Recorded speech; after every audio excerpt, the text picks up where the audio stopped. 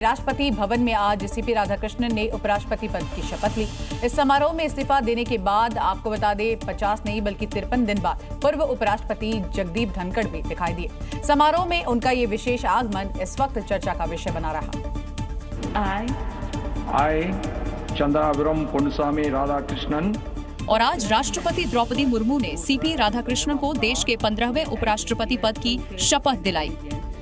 That I will bear true faith and allegiance to the Constitution of India. शपथ ग्रहण समारोह में पूर्व उपराष्ट्रपति जगदीप धनखड़ भी नजर आए। इस्तीफा देने के 53 दिन बाद जगदीप धनखड़ किसी सार्वजनिक कार्यक्रम में दिखे। इसके पहले धनखड़ ने 21 जुलाई को हेल्थ इश्यू के कारण इस्तीफा दिया था।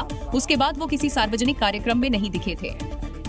इस समारोह में प्रधानमंत्री मोदी, गृह मंत्री अमित शाह, रक्षा मंत्री राजनाथ सिंह समेत कई राज्यों के मुख्यमंत्री शामिल हुए। उपराष्ट्रपति पद की शपथ लेने के बाद सीपी राधाकृष्णन राजघाट पहुंचे और महात्मा गांधी को श्रद्धांजलि दी। राधाकृष्णन 9 सितंबर को भारत के 15वें उपराष्ट्रपति चुने गए थे। इनका कार्यकाल 11 दिसंबर 2030 तक होगा। राधाकृष्णन ने विपक्षी उम्मीदवार बी सुदर्शन रेड्डी को 152 वोटों के अंतर से हराया था।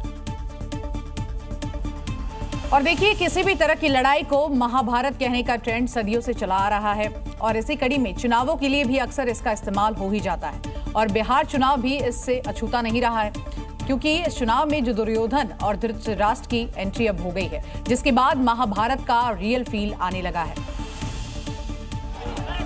जिसके कास्टिंग डायरेक्टर कोई और नहीं बल्कि जंसुराज के पीके हैं।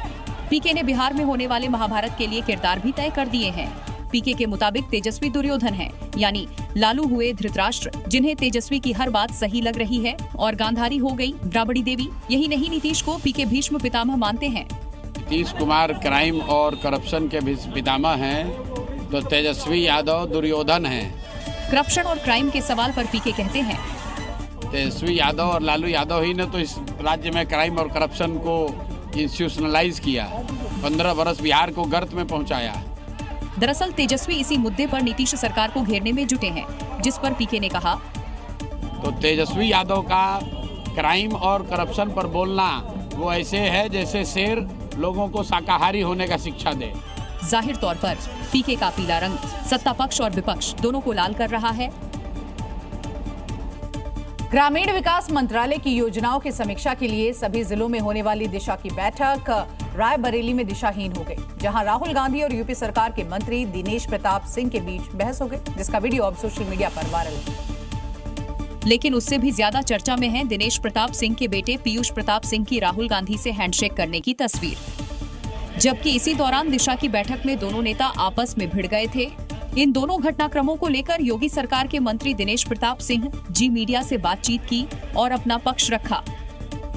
राहुल गांधी जी रायबरेली में दिशा की बैठक की अध्यक्षता करते हैं। उन्हें गुरूर हो जाता है कि मैं दिशा की बैठक का मालिक हूं। साथ ही उन्होंने बहस होने का कारण भी बताया।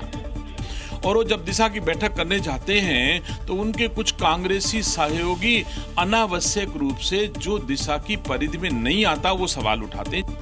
वहीं बेटे के राहुल गांधी से हाथ मिलाने पर कहा, मुझे दुख है कि जब राहुल गांधी मेरे बेटे से हाथ मिलाने गए थे तो मेरे बेटे को हाथ नहीं मिलाना चाहिए था। हालांकि इस तस्वीर में दिनेश प्रताप सिंह की मुस्कान तो कुछ और ही इशारा कर रही है।